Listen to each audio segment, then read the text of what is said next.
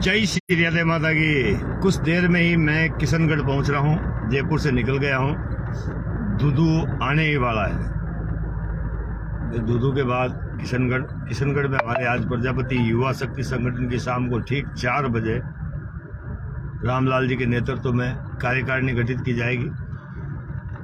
प्रजापति युवा शक्ति संगठन परिवार में आज 50 से ज्यादा लोग जुड़ेंगे। एक नया रास्ता खुलेगा। अजमेर की धरती पर वैसे तो काफी समय से मेरे कार्यकर्ता है, लेकिन कार्यकारिणी पहली बार गठित हो रही है। माटीकला बोर्ड के बारे में हमने अक्सर देखा, लोग सोशल मीडिया पर चाह चू खूब करते हैं और जयपुर की धरती से ही सबसे ज्यादा विरोध होता है। कल जयपुर की धरती पर गजसिंहपुरा में माँ श्री राधे माता मंदिर का वो था प्रोग्राम। माँ श्री राधे माता मंदिर का प्रोग्राम था। उस प्रोग्राम में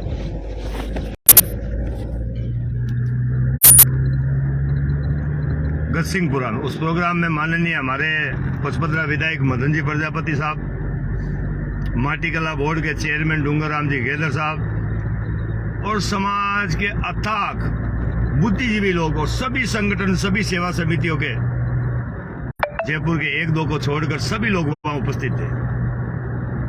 सभी लोगों ने अपनी अपनी बात रखी। ज्यादातर बातें वहां राजनीति की हुई। दौलतराम जी पेशे साहब ने अपनी बात रखी, मदन जी ने रखी, डूंगरराम जी गेदर साहब ने अपनी बात रखी। मेरी बारी जब आई थी तब मैंने सिर्फ इतना ही कहा था, मैंने कहा हमारे चेयरमैन है, हमारे ही विधायक हैं, हम सब कुम्हार हैं। फिर माटीकला बोर्ड के साथ शिल्प नाम जोड़कर कुम्हार समाज को क्यों धोखा दिया गया और आज तक माटीकला बोर्ड से कुम्हारों को कोई फायदा क्यों नहीं मिला? उत्तर में डूंगरराम जी गेदर ने उत्तर दिया था वापस, बोले 5 करोड़ का बजट पहली बार आया है और हम अतिशीघ्र चाक देने जा रहे हैं, वगैरह वगैरह बातें हुई। मैंने तो साहब कहा था, जब तक माँ श्री राधे माता का बोर्ड का गठन ना हो, माटीकला बोर्ड से शिल्प नाम ना हटे, तब तक हमारे ये काम के नहीं है। ना हमें माटीकला चेयरमैन चाहिए, ना माटीकला बोर्ड चाहिए। अगर मिलता है तो केवल माटीकला बोर्ड मिले, उसके साथ शिल्प का झुनझुना नहीं मिले। और बाद में माननीय विधायक साहब को भी मैंने कहा था, बाड़मेर की धरती पर जब लाल बाबा का कांड हुआ था तब हमें मजबूर होकर सड़क पर संघर्ष करना पड़ा था। हम चाहते थे कि भाई टेबल के नीचे से या ऊपर से समाज के नेता हमारा साथ दे। अब बात चल रही है राजनीति करने की। अब हम राजनीति किस प्रकार करें, कैसे करें, हमारी समझ से परे है। कोटपुतली में आज 50 से ज्यादा दिन हो गए। एक बहन अपने भाई के लिए संघर्ष कर रही है। लाल बाबा के लिए हमने अथाक संघर्ष किया। 122 दिन तक रेगुलर धरना प्रदर्शन, यहां तक कि एक बिटिया को नग्न करने की सोचना पड़ा। उस बिटिया ने यह सोचा कि मेरी हालत, अब मुझे नहीं न्याय मिलेगा। ये सब बातें मैंने गजसिंहपुरा में कही, हमारे माटीकला चेयरमैन साहब के सामने, हमारे विधायक के सामने और हमारी जितनी भी समितियां, संगठन, उन सब के सामने कही।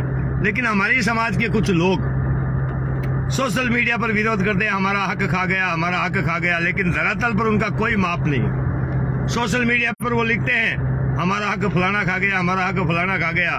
कुम्हारों को कुछ नहीं मिला, केवल अंगुलियां हिलाने के लिए। लेकिन जब धरातल पर बारी आती है तब सब गायब।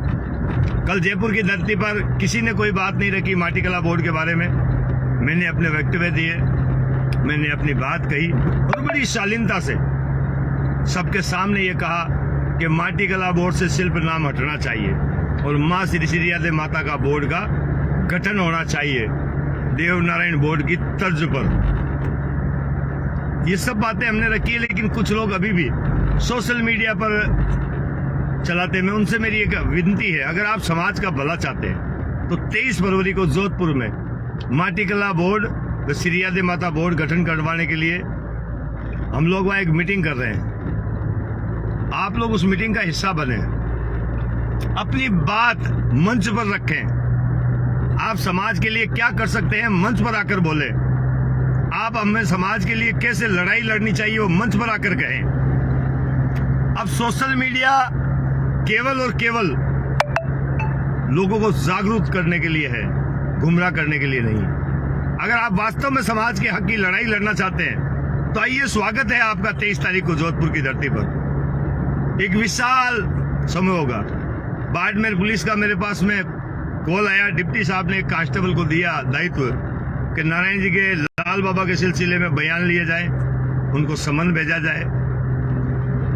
कल राताराम जी वकील साहब ने कहा था कि अगर आप नहीं आए तो बाबा छूट जाएगा। राताराम जी हमारे वकील साहब हैं, वहाँ पीड़ित परिवार उनके पास जाकर आया। पीड़ित परिवार को उन्होंने कहा था कि भाई नारायण जी नहीं आए तो लाल बाबा छूट जाएगा। ऐसी कौन सी कार्यशैली है जो नारायण जी के नहीं आने से बाबा छूट जाएगा? चलो ये बातें बात की है।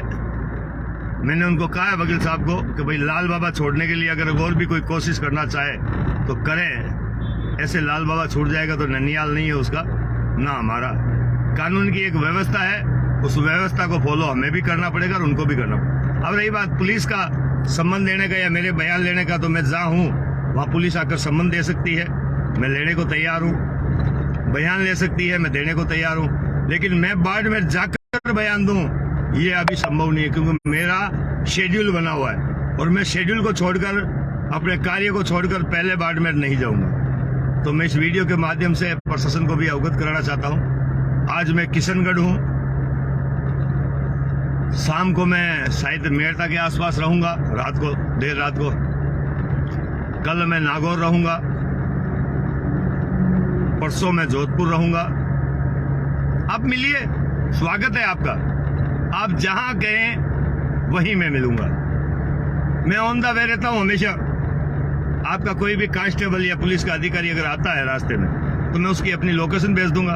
आप आइए, आपको जो भी बयान लेने में लीजिए। आपको गिरफ्तार करना तो कीजिए, आपको समन देना तो दीजिए। आप किसी प्रकार की कोई कार्रवाई करना चाहते तो कीजिए। आपका ये नारायण कानून से चलता है, डरता नहीं है किसी से, और कानून मुझे पता है सबके लिए बराबर है। तो मैं सबसे अपील करना चाहता हूं, आइए इस गंगा में थोड़ी सी डुबकी लगाकर अपने पाप धोने का काम करें। जिस कुल में आप पैदा हुए हैं उस कुल का कुछ कर्ज जो आप पर उधार रह गया समाज का, उसे उतारने का समय आ गया है। 23 फरवरी को जोधपुर की धरती पर आपको आना है और अपनी बात समाज के पटल पर रखें, तभी तो मजा आएगा। अन्यथा ढाक के 3 बात, ना तुम्हें कुछ मिल पाया, ना मुझे कुछ मिल पाएगा, ना समाज को कुछ मिल पाएगा। हाँ, कुछ फेसबुक व्हाट्सएप से आपको लोग जानने लग जाएंगे ये भाई आवाज उठाता है, लेकिन हकीकत में आवाज उठाने के लिए धरातल पर संघर्ष करना पड़ता है, सड़क पर संघर्ष करना पड़ता है, और उसके लिए हमने एक कोशिश की। जयपुर कोई जरूरी नहीं है, हम महापड़ाव की घोषणा आगामी जोधपुर में भी कर सकते हैं। क्यों, हमने देखा है जयपुर में अनेकों संगठन हैं, एक दूसरे की अनेकों मजबूत है। अगर सब साथ नहीं आएंगे तो हम जोधपुर की धरती से ही इसका आगाज करेंगे। मुख्यमंत्री अशोक गहलोत जी का गृह क्षेत्र है, उनकी विधानसभा क्षेत्र है। हम सरदारपुरा से ही बिगल बुझाएंगे और हमारा धरना जब तक माटीकला बोर्ड से शिल्प ना हटे, श्रीयादे माता बोर्ड का गठन ना हो, तब तक जारी रहेगा। इस संघर्ष के सहभागी बने सभी संगठन, सभी सेवी समितियां, सभी संस्थान, सभी इंस्टीट्यूट, सभी से मेरी अपील है, ये मौका है, आपको मेरे साथ आना चाहिए और समाज की इस लड़ाई में अपनी भागीदारी सुनिश्चित करनी चाहिए। हम सब मिलकर एक छोटा सा प्रयास करना चाहिए। देखते हैं इस प्रयास में कौन कौन लोग क्या क्या अपनी भूमिका निभाते हैं। मैं तो भैया पुरजोर कोशिश करूंगा, देखता हूं कहां तक सक्सेस हो पाता हूं और कहां फेल, लेकिन बारी आपकी है। मैं अगर फेल भी हुआ तो कोई ये नहीं कहेगा कि क्यों। मैं उदाहरण देता हूं आपको। एक जंगल में आग लग गई थी और भयंकर आग लगी हुई थी। एक चीड़ी नदी के किनारे बैठकर पानी की बूंद मुंह में डालकर उस आग पर डाल रही थी। तो एक बंदर ने पूछा, बंदर चाहता तो किसी भी बर्तन से वहां पानी डाल सकता था, उससे 1000 लाखों गुना पानी वो डाल सकता था, आग को बुझाने की वो कोशिश कर सकता। शायद बंदर भी सफल ना हो, लेकिन वो कोशिश चींटी से 1000 गुना ज्यादा कर सकता था। लेकिन बंदर ने उस चींटी से पूछा कि हे चींटी, तेरी इस बूंद से इस आग को क्या फर्क पड़ेगा? मूर्ख है तू आग को बुझाने की कोशिश मत कर, जल जाएगी। चींटी ने बड़े प्यार से उत्तर दिया, मेरी भुजाओं में ताकत कम है, मेरे मुंह में पानी आने की क्षमता कम है। मैं जानती हूं कि यह आग मुझसे नहीं बुझेगी।